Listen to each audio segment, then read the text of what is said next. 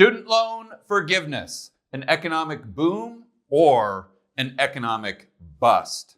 I think this is one of the first things the Biden administration may do. We've been hearing about it a lot lately in the news. They're going to wipe the slate clean with student loan debt. There's going to be some pros. There's definitely going to be some cons. And for you to be fully prepared in the future, you need to understand how this may play out. Not only the intended consequences, but probably more importantly, the unintended consequences.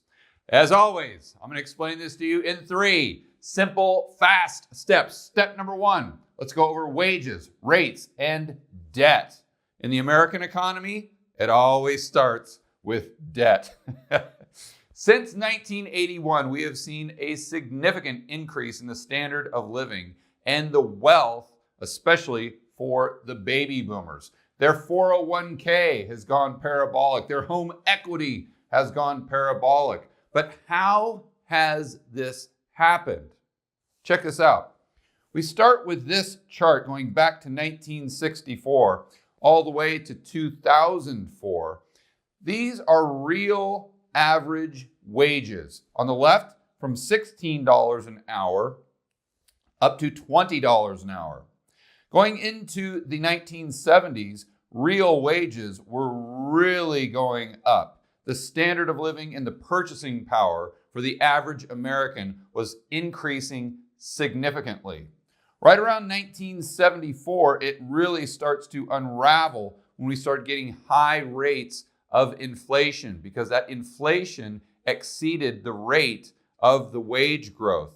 So in real terms, wages go down. This continued all the way through the 1980s, the beginning of the 1990s, down to 1994. Then with the internet boom, starts to go back up. We have some upward pressure on wages.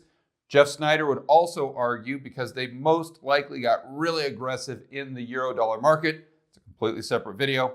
Goes up to 2000, we have the bust, and then wages flatline where they are today. Real wages today are under where they were in 1974. For more insights on why real wages have stayed so low for so long, let's go to my recent interview with Real Vision CEO Raoul Pal. By the way, if you haven't checked out this interview, it is amazing. We'll put a link in the description below. Editor, let's cut to the clip. World War II. After World War II finished, the record number of people came into the labor force. So 76 million baby boomers into the US. Okay, so by the time they were all getting into their 30s, much like the millennials are now, and I'll come into that in a sec, these people were competing against each other for wages. At the same time, we abandoned Bretton Woods, so that was another marker in this. But what happened is when you put 76 million people into the labor force, and at the time the population was much smaller, so this was gigantic as a percentage, wages never went up again, ever, in real terms. So wages stopped going up in about 1974 in real terms. Then, if you then wind forward a bit, so that was nobody's fault apart from the silent generations for having too many kids. And that was a function of World War II. So then the next phase of this is cut to the credit boom that came out of the Reagan-Thatcher years. What was that all about? Well, interestingly enough, credit growth offset the lack of wage growth. It's almost perfect when you measure all assets against it. So people did what they thought was the logical thing. I'm earning less money in real terms, therefore I'll borrow to make the difference. The next phase of this came with the rise of technology, the PC obviously in the 80s, but really by the 90s and the internet, okay, this was technological change that we hadn't really witnessed before. It was feeding on itself. It was becoming exponential. So that was becoming deflationary as well, because you'd get more productivity out of a computer than you could out of a person. And then from 96 to 2000, we had that whole period of the WTO. And the WTO basically opened the playing field that everybody can compete on labor price. And when China came in, that was it, done. Europe US manufacturing industry completely hold out unless you were the best in class, which was Germany and Japan, because they had great high quality, so they didn't compete on price. Everybody else got killed and wages just didn't go up. So then the question becomes, how on earth did baby boomers accumulate so much wealth during this time? And this takes us not to a doom vortex today. Oh, no, no, no. Today, we have a boom vortex. And that's when the increased amount of debt increases the amount of spending, which increases the amount of asset prices, which increases the amount of debt available. It's a positive feedback loop that sends asset prices higher and higher and higher. And we can really see this playing out on our next chart that starts in 1950, goes all the way to 2015. On the left, we have the amount of household debt from $0 trillion, believe it or not, at one time it was almost that low, up to 16 trillion.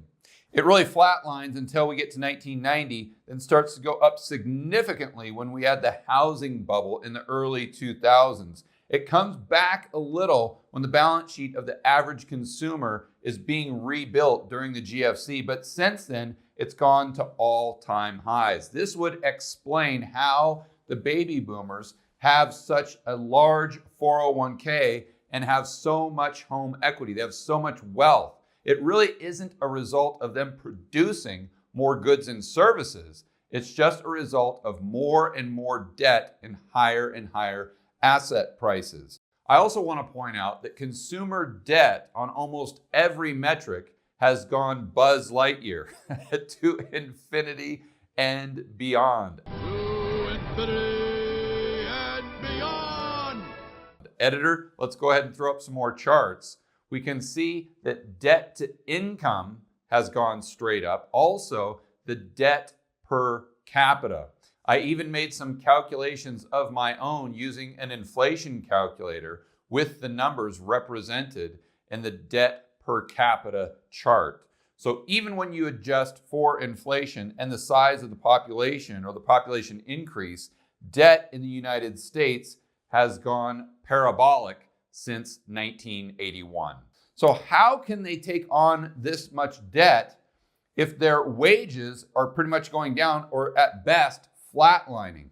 Because interest rates have gone down since 1981. Brings us to our next chart. And this is interest rates, the Fed funds, I believe, in 1981, all the way up close to 20%. Can you imagine? We know what's happened since then, come all the way down to where we are today at 0%. So if interest rates go down, that means the amount of the monthly payment for a mortgage, let's say, goes down as well. So you can afford more and more house. You have more and more purchasing power, although your wages haven't increased at all. And right about now, this guy steps in and says, wait a minute, George, I think you're missing something very important. Well, who is this, you may be asking yourself? It's none other than baby boomer Bob. Could be Moody's dad, who knows? And he is really angry at the government. He's got this shirt that says, "Don't tread on me, government." I've got my gun, my rifle right here, and I have my sign that says, "I hate passports because I'm a patriot. And if anything happens here in the United States, I'm going to stay here and fight." That is right. And of course, he's got his blue, I'm not sure if they're sunglasses, maybe they're blue blockers, not quite sure. But Bob is saying, George, you are wrong. If all of this financial engineering from the government has helped me get rich in the greatest country in all of the world, why can't they just continue doing it for the next 20, 30, 40 years to make asset prices go up forever? Well, because what brought asset prices this high had a lot to do with interest rates going down by 20%. Right now, we're at the zero lower bound, meaning interest rates are at zero. So if we want to create the same financial engineering we had from 1981 to now, we'd have to take interest rates from 0 down to -20. I don't think that's likely. Although, if we go to a Fed coin and a central bank digital currency, who knows? And one more thing I'd like to point out about baby boomer Bob is although he talks a big game, he's going to stand up and fight tyranny. He owns 486 guns. They'll take my lead before they'll take my gold, is what he always says. But what was baby boomer Bob doing to fight tyranny back in March of 2020 when the government quite literally locked him in his own house? The only fighting he was doing was locking the front door, polishing his guns, and sitting down every day and watching 8 hours of Fox News. So my point is not to make fun of baby boomer Bob, but it's to point out that Bob, you're most likely not going to fight any government or police state at the age of 70. So go out there and get yourself a darn passport. There's no downside to it. That's the best way, the most realistic way that you and every one of us, as far as Americans, can increase our personal freedom and liberty in the future. But the main takeaway from step number 1 is to remember what I always say: the United States economy, and especially the balance sheet of baby boomers, is dependent upon asset prices, debt, and confidence. More on this in step number 2. Step number 2. Now let's look at the balance sheets for the two demographics, and we can start to see how student loan forgiveness may result in an economic boom. We've got Boomer Bob. He is here again with his blue blockers, his gun, and his sign that says, "I hate passports." And of course, we have good old Moody, the millennial. They are really pissed at Boomer Bob, giving Bob the finger the entire time. But let's focus on the balance sheets. That's far more important than the animosity between the boomers and the millennials. Bob's balance sheet has a lot of debt, like we talked about in step number 1. We'll say $100,000. But he also has several assets, and they're worth a lot of money. His home and his 401k, let's say, are worth $500,000. So Bob is doing extremely well. Where Moody, on the other hand, has the same amount of debt, $100,000 in student loans, but their balance sheet on the asset side only has a bicycle and this thing, most likely a backpack.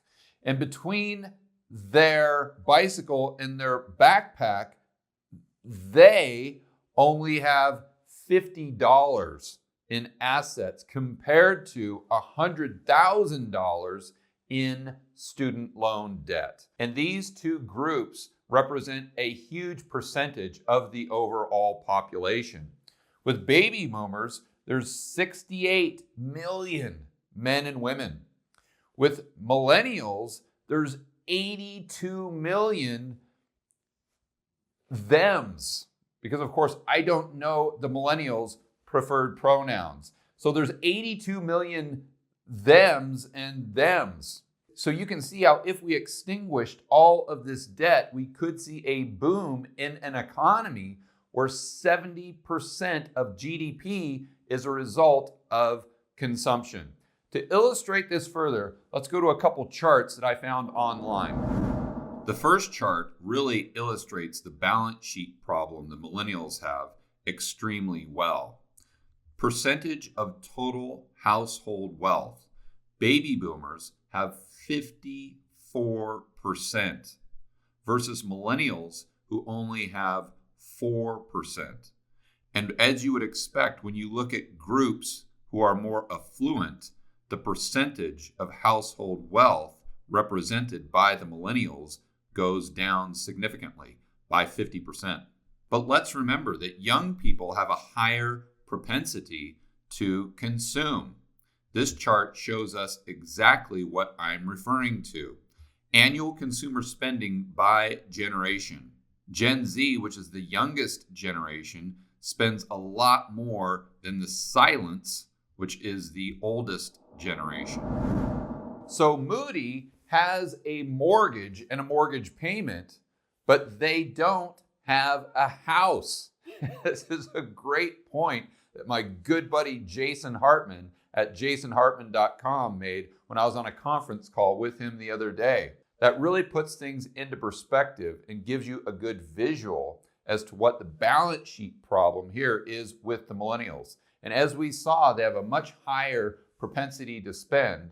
So if we were to give them we'll call it a Moody Jubilee instead of a debt jubilee, where we wipe out all of the student loan debt, what are they going to do? They're going to go right out. They're going to buy their first house. They're going to buy a car instead of this bicycle. They're going to go out to restaurants, to bars, and especially right now when we're getting crushed by the cerveza sickness and all of the lockdowns, the businesses who are being most affected are most likely the businesses where Moody would spend the most money if we were to wipe out the student loan debt. So this definitely could result in an economic boom.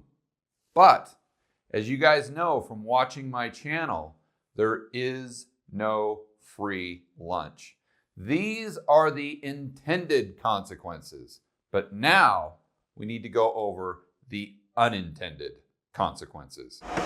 Step number 3, to answer the question, is student loan forgiveness going to be an economic boom or an economic bust? We have to remember what Henry Hazlitt and Frederick Bastiat taught us. In economics, what differentiates a good economist and a bad economist is the good economist not only recognizes what is seen at surface level, but also recognizes the unseen. So what is the second, third, and fourth layer effects to a certain policy?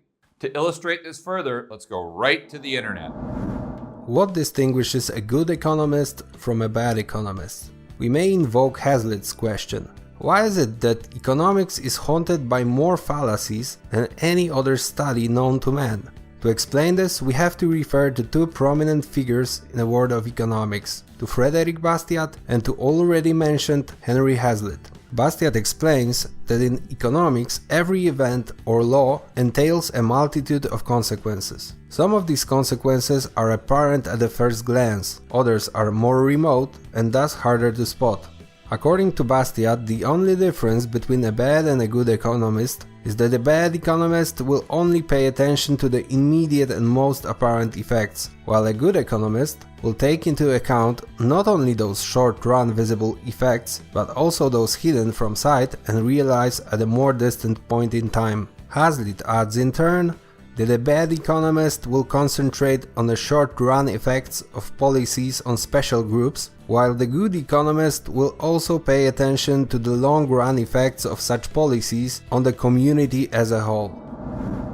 So let's go through this process with student loan forgiveness and see if we can come to some conclusions. First, I want to point out what makes a society rich. Let's pretend we have our average Joe on an island. Got the water all around. The only thing he has is a palm tree with a couple coconuts and a chest full of $1 billion. I want you to ask yourself a question. Is Joe rich or is he poor?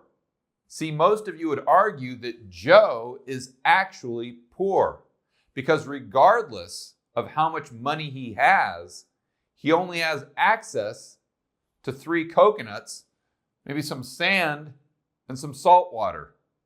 It's the exact same for the United States or for any country. The amount of wealth that the country has over the long term isn't represented by how much currency units or how many currency units it can produce, but it's represented by the amount of goods and services that it can produce, the productivity of society at large. And right about now, your friend and family member Fred is probably saying, yeah, George, I get it, but the whole reason we don't produce that many goods and services is because we don't have any quote unquote good jobs. Okay, but it goes right back to what Hazlitt and Bastiat taught us. Let's think through this. One of the main reasons we don't have any good jobs is because we have a huge trade deficit that's hollowed out our manufacturing base. That was a result of Triffin's paradox, which was a result of Bretton Woods in 1944. So the reason Moody can't find, or one of the reasons, Moody can't find a good job goes all the way back to 1944 and an agreement between 44 countries and governments that never would have imagined that pegging the dollar to gold and then pegging other currencies to the dollar would result in Moody not being able to get a job to where they can afford to pay back their student loan in 2020. This beautifully illustrates what Hazlitt and Bastiat are trying to tell us. We've got to think through things from A to Z. It's not just about the seen, it's about the unseen. So let's take it another step and think about what the millennial generation, what their productive capacity is right now based on the education they've received and therefore the debt they want to extinguish. For this, let's go right to the internet.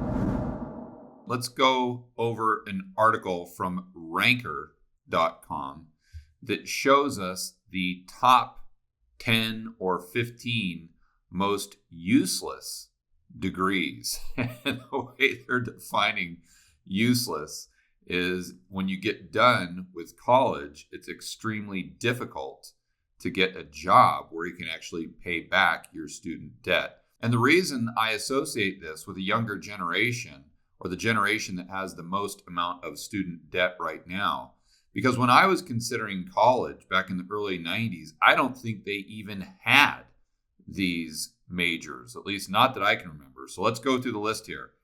Number 1, useless degree, gender studies, peace studies, disruption, dance, golf management, Renaissance studies, religious studies, African American studies, fine art, feminist theory. You get the idea. And I'm not here to say that no one has a degree that will help them produce more goods and services, therefore creating a wealthier society. I am saying that a much higher percentage today have these degrees that are quote unquote useless. So degrees that don't involve any science or math. It might make us feel good, but it's not going to make our society as a whole any richer. It's going to make us poorer in the long run. So my point is, even if we wipe out all the student loan debt, it doesn't make our society any more productive. The only thing we can do is spend more money. So even if we see a boom, the boom is only going to be temporary. At the end of the day, the structural flaws with our economy still exist. Now, let's go ahead and think through the next step. If we go through a process of forgiving all student loan debt, most likely in the future, we'll go to a society that has free college. And of course, nothing is free, but that's what they'll be calling it. And if we go to MMT, we most likely have a jobs guarantee program. Well, if all young people can go to college free, so they'll never have student loan debt, and when they get out of college, they're guaranteed a job in, let's say, feminist studies or dance or golf maintenance at Top Golf, whatever it is, we're going to have fewer and fewer young people studying things like math and science that will actually allow our society to produce more goods and services, making us more and more wealthy. So although the short-term effect of student loan forgiveness may be a boost in spending, so we get higher nominal GDP, over the long run, we produce less stuff. Therefore, our society becomes poorer. And let's remember, if we're producing less, that means our trade deficit will increase, which means the amount of good, high-paying jobs that we have, again, will decrease. It comes full circle. So to answer the question, would student loan forgiveness be an economic boom or an economic bust? If we're thinking about this, like Hazlitt and Bastiat, the conclusion I think you have to come to, and again, there are no certainties, only probabilities, is that short term, we would have a boom, but long term, we would definitely have a bust. For more content that'll help you build wealth and thrive in a world of out of control central banks and big governments, check out this playlist right here, and I will see you on the next video.